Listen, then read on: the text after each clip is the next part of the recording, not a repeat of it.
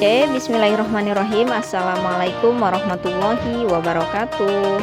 Nama saya Hayuna dengan NPM 20431015, mahasiswi dari Prodi Pendidikan Biologi STKIP Latansa Masyiron. Tujuan pembuatan video kali ini untuk memenuhi persyaratan penugasan dari mata kuliah Bahasa Indonesia untuk karya ilmiah biologi dengan dosen pengampu Bapak Herudin.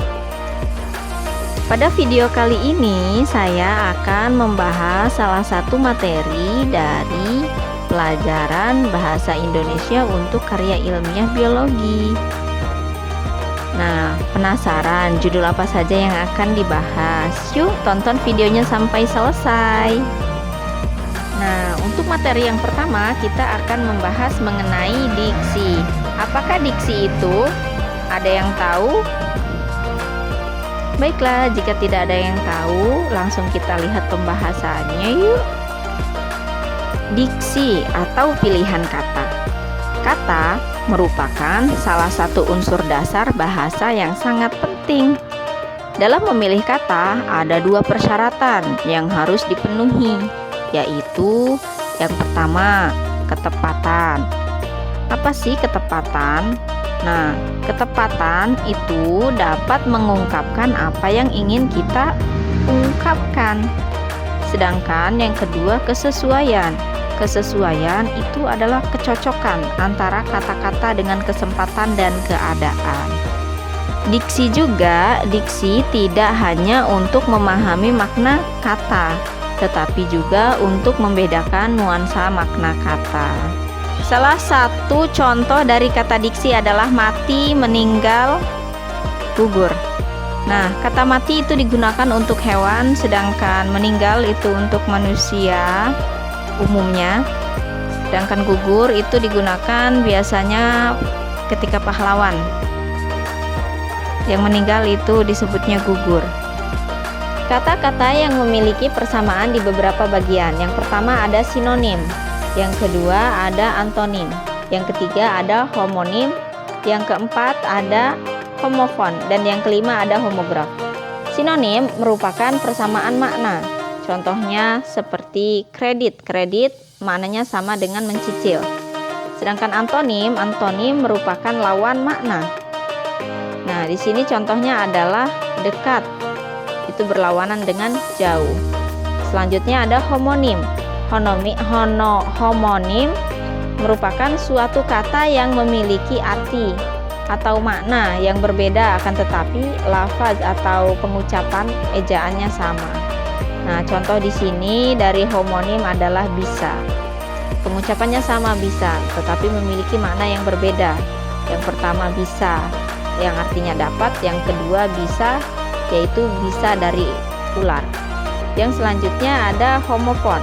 Homofon merupakan kata yang diucapkan sama tetapi memiliki maksud yang berbeda. Nah, contohnya adalah masa. Masa yang memiliki makna waktu, dan yang kedua masa yang memiliki makna berat. Dan yang terakhir ada homograf. Homograf adalah kata yang sama ejaannya tetapi berbeda lafadznya dan juga maknanya. Nah, contohnya di sini seperti mental. Mental yang pertama memiliki arti kondisi kejiwaan, dan yang kedua mental yang artinya terlempar.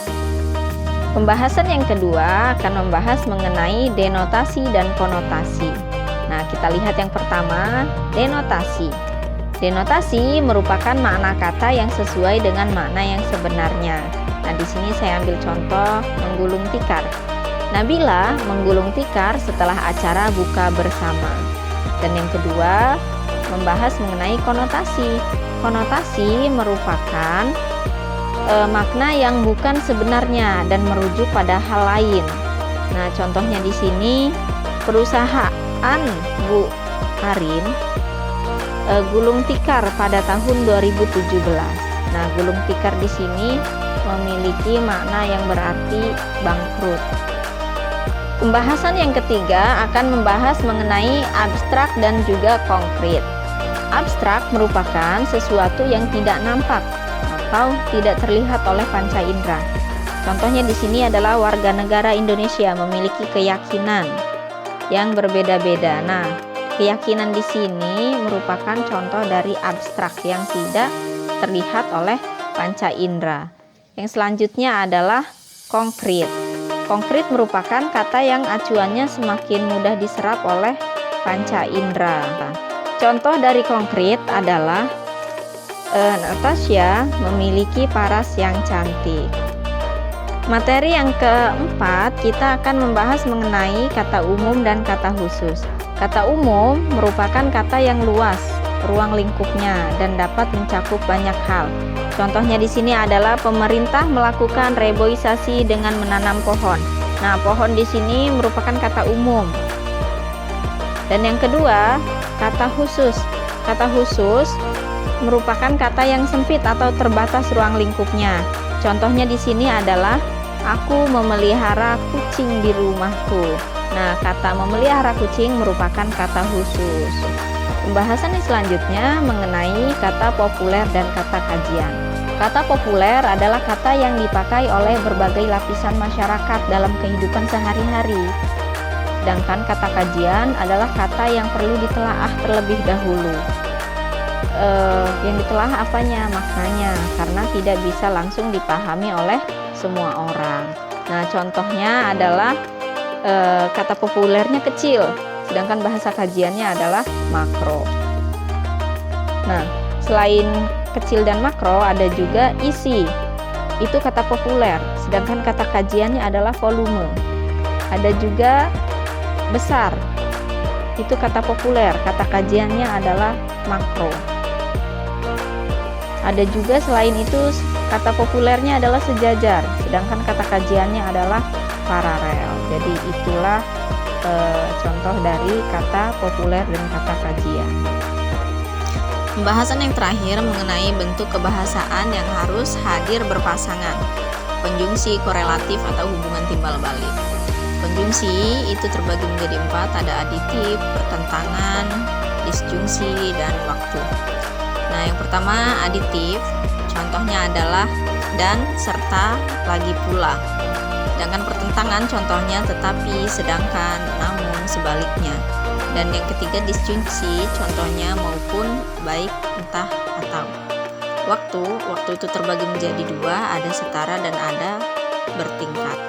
Nah, yang bertingkat itu contohnya ketika, bila, sampai, demi, sementara, semenjak, tatkala, dan seraya. Sedangkan setara itu sebelumnya dan sesudahnya. Mungkin itu saja penjelasan dari saya, kurang lebihnya saya